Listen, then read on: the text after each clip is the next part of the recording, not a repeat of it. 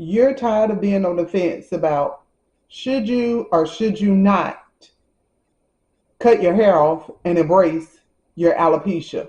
Well, hopefully, I can encourage you.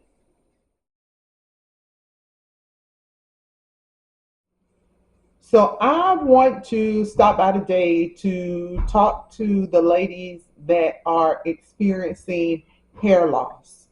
And you are on the fence about if you should go ahead and just let it go. I'm going to share my journey with you about what happened with me and how I ended up here rocking my bald head. Okay. So, about in, I would say it was 2011, 2012, something like that. You all don't make me try and remember the exact year, date, time, what I was wearing, all that good stuff, because I don't remember that. But I can remember the year being about 2011, 2012. I was at work, I was sitting in my cubicle, and a friend of mine, he came up behind me. We were strictly platonic, okay? So he comes up behind me and he's standing over me. And he says, "Your hair is thinning out." And I said, "What?" He was like, "Yeah, you're losing your hair in the top. Women aren't supposed to lose their hair." So I told him, I said, "Okay, I'll check on it when I get home. Thanks for letting me know." And we just went on about our day, kind of like laughed it off. But baby, in my mind, you all already know the thoughts had taken over.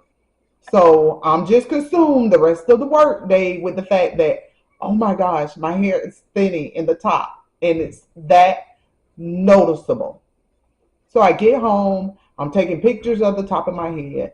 I'm trying to see what it is that he's talking about. I'm parting my hair in the area where he said it was thinning out.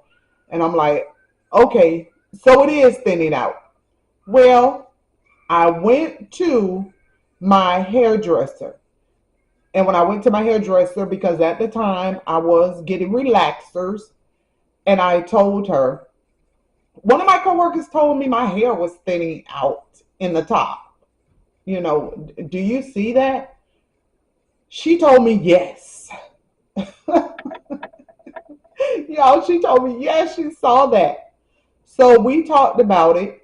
Her recommendation to me after we consulted was, let's not relax the top of your head anymore. And let's see what we can do. Let's see if if the hair loss will stop, if it will, come back. Let's see what happens. So I'm like, okay. So I'm still going to the hairdresser. I'm still getting my hair done on a regular basis. But I'm noticing, and she's noticing, that the hair is just not coming back. Actually, I'm still continuing to lose the hair. Now, ladies, we have to think about different things, because at the time I had just been diagnosed as a diabetic. I was taking medications. They had me on a heart medication, but it wasn't for my heart or for my blood pressure. I should say a blood pressure medication. And it was just to basically protect my kidneys. Now, unbeknownst to me, what I know today is, yeah, that stuff will cause hair thinning and hair loss. But the thing with mine was, yeah, I basically didn't have any hair follicles that were growing there. Now, I'm going to be honest. I mean, have I relaxed my own hair? Yes. Have I wore tight ponytails? Yes. So I have to be honest. Some of this was my own doing. I did some of this too. And I have to take accountability for that as well. So I just believe it was a culmination of both those times that where I operated in error, and also a mixture of medications and a diabetic diagnosis, all contributed to my hair loss. Now we fast forward to baby, I'm about to become every woman. Do you hear me? And when I say every woman, I'm going to insert the pictures of why I said that I became every woman. Because I started rocking out the wigs, I started rocking out the weaves. I was like, we're thinking and we hear in the Word of God that a woman's hair is her glory. So I definitely cannot let the world know that I am losing my hair. I can't let them know that. So I'm rocking blonde hair, a good 1B30. We all know what the 1B30 is. That's a 30 hair color with a black mix. I'm rocking that. I'm rocking my red head. I'm rocking my burnt oranges. I'm rocking a one, which is the blackest hair that you can get. I am rocking them all. Short, long, all of that. And guess what? My husband was here for it. My friends, my family, everybody was here for it. But if anybody should have had stock and wigs and weaves, it was me. I should have had stock in that thing. Why? Because when you know a store owner, a hair supply store owner on a first name basis, and they know you and they're cutting you deals that they're not cutting with their other customers because you come in so much. Oh yeah, I should have had stock in that thing. I'd be rich by now. And then my husband, of course, he enjoyed it because he would be like, oh, I like that one on you. Yes, that one there looks good. I like that one. So he didn't have to worry about it because guess what? If he wanted to see other women, say less because who? I'm every woman. It's all in me. Yes, honey, it was all in me because I was rocking it all. Big hair, short hair, curly hair, straight hair, even braid wigs. I was doing it all. But I wasn't fulfilled. I was having I would say to myself, some sort of identity crisis because I wasn't living in my truth. I wasn't living how I really wanted to be. I would be out in public. I would see young ladies and they would be rocking their bald head. And it wasn't as many as I see today that have embraced their alopecia. But I would see them and my heart would just, I would be so joyful to see that. I would think how brave of her that she is taking that step. And I didn't know, of course, if it was due to, an illness or cancer or something of that nature. But I knew that in my heart of hearts, that's what I really wanted to do. So we're talking about from maybe 2012, 2013, all the way up until 2022. I am rocking out the wigs. I am rocking out the weaves. And honey, I put me a good beat on and, get this makeup right, put that hair on. What? Who? Like I said, I was every woman. But then I got tired of being every woman and I wanted to embrace my alopecia. So we're in 2022. I'm taking off my wig. I'm preparing to do my regular routine of my washing my hair. And let me back up just a little bit. I also went through a natural phase where I was like, I'm not going to relax my hair anymore. I'm just going to let it grow. Let's see what happens with that if I'm not doing anything of that nature. and I'll insert some pictures of that as well. And I just rock my natural hair out. I wore it in styles where you couldn't see in the top where it was like thinning. You couldn't see that. So I would wear it in styles that I felt like still allowed me to keep my confidence and keep my secret that I was losing my hair. So that's what I would do. So now, back to when I decided I was going to 100% embrace my alopecia. So I'm in the room. I'm getting ready to take my shower. I take my hair down. I wash it. I'm getting ready to dry it because I would put it in three braids. And again, a way to camouflage it. So if I'm not walking around, with my wigs on, or I didn't have a weave.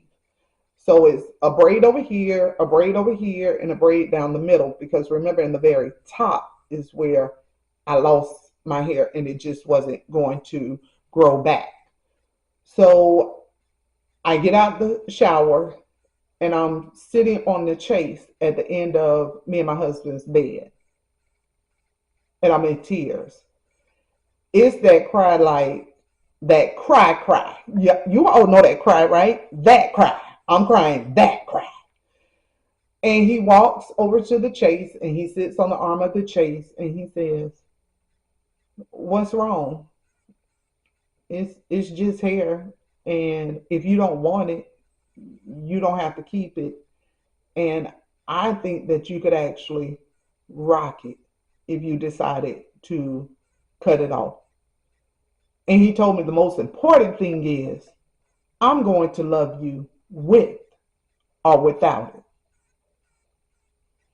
He went, he got his clippers because he rocks the bald head. He was already rocking the bald head.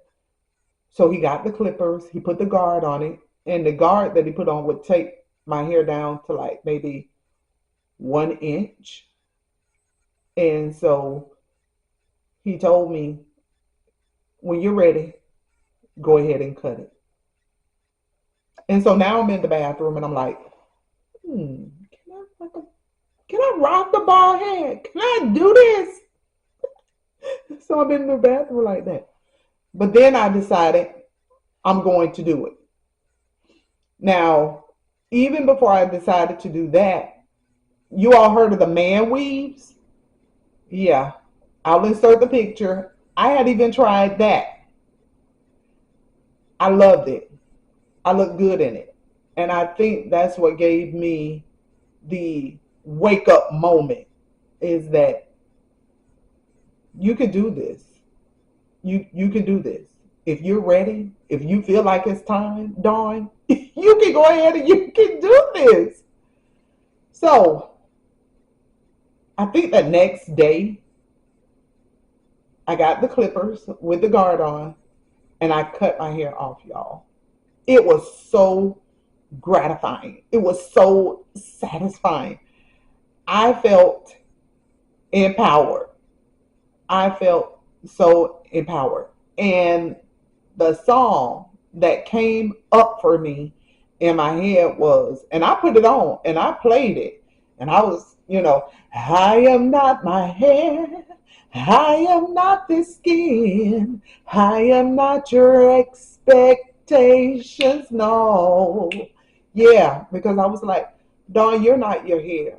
You're not defined by your hair, because it's what lives on the inside of you that defines who you are.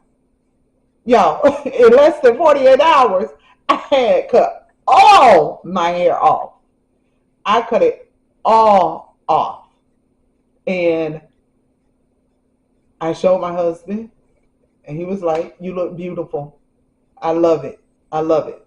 So now, as you all can see, I love a good beat. And when I say a good beat, meaning, honey, put it on. Put it on. Put that makeup on. Get it right. Put on your cute jewelry. I love jewelry. I love glasses like this because I feel like they embrace who I am, my personality, which I'm fun, I'm silly, I'm just all of that. So, of course, I started rocking out my bald head. I put my post on social media. I put it on Facebook. You all, that post got a lot of attention. But the attention that it got most that mattered to me was the inboxes, the texts, and the phone calls of women saying, I wish I could do it. I wish I could do it. I wish I was as brave as you. One day I'm going to get the courage to cut my hair off too, because I am experiencing what you were experiencing before you decided to cut it all off. You don't know who is attached to you doing something.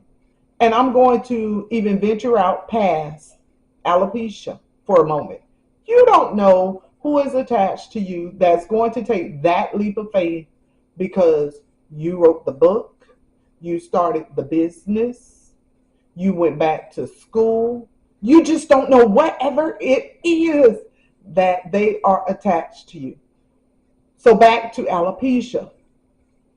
I didn't know who I was attached to, who was going to embrace their alopecia. I know for a fact 2 women that embraced their alopecia and are now rocking their bald head because they said I was an encouragement to them. And you can be an encouragement to somebody in your life, right? You can definitely do that. Don't be ashamed. Don't be ashamed. You don't have to be ashamed. I can remember the first time I had to go out to the store and I had started rocking my bald head. And I had to go to the Walmart. And guess what? I got up, I went, I sat in my car for a little longer than 3.2 nanoseconds. I did. I sat there because I contemplated, should I run home and put on a wig and then go in the store? And I was like, Dawn, you're not going to do this because whom the sun sets free is free indeed. Honey, you are free from having to rock a wig. You are free from having to rock a weave. Get out the car. Get out. So I got out the car, took a deep breath. When the doors of the Walmart opened, I walked in with my head held high. And you all wouldn't believe the comments that I got, the looks sometimes that I get, because I can remember one time I went to the store and this man just stopped and I was like, what is he doing? Y'all, he stopped. He was like, how you doing, sister? I must say, you look fine today. And my husband had went ahead of me and went to the car. Y'all, I ran so fast out that store. I was like, I don't have time for that, Mr. Woke brother. So I got the hell up out of there. But, I mean, are people maybe going to snicker and grin behind your back? Yeah, but that's not going to stop me because I am fearfully and wonderfully made. And so are you. You are fearfully and wonderfully made, with or without the hair. God knew you were going to come to this point in your life. He knew that. And he wants you to embrace who he made you to be. Okay, so if it's without all the wigs, without all the weaves, and you feel an unction in your spirit, a press for you to go ahead and embrace it, do it.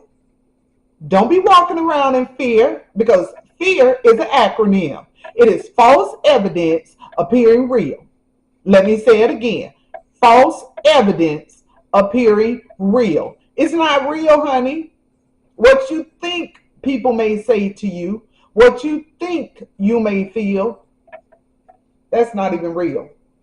For me, it was a liberating experience. And I know if you see the beauty on the inside of you, and you know that alopecia is not going to have you in a chokehold. It's not going to keep you oppressed. It's not going to keep you depressed because you're going to own it.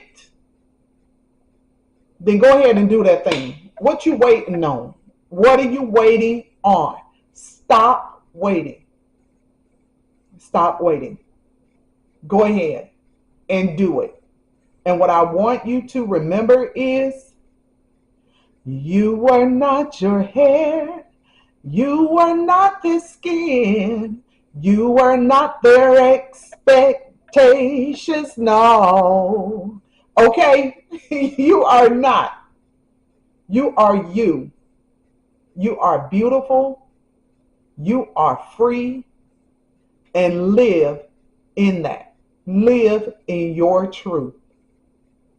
I'll live in your truth with you. There are Facebook support groups out here. They even have something that happens in Atlanta every year now called BaldyCon. And honey, when I get these little coins together, I'm going to BaldyCon because every time BaldyCon happens, it looks like they are having a good time. And I want to be there to have a good time with them. And it is my hopes that I see you there. Okay? So I love you a whole lot of bunches. Remember, girl, you got this. Embrace your alopecia. Bye.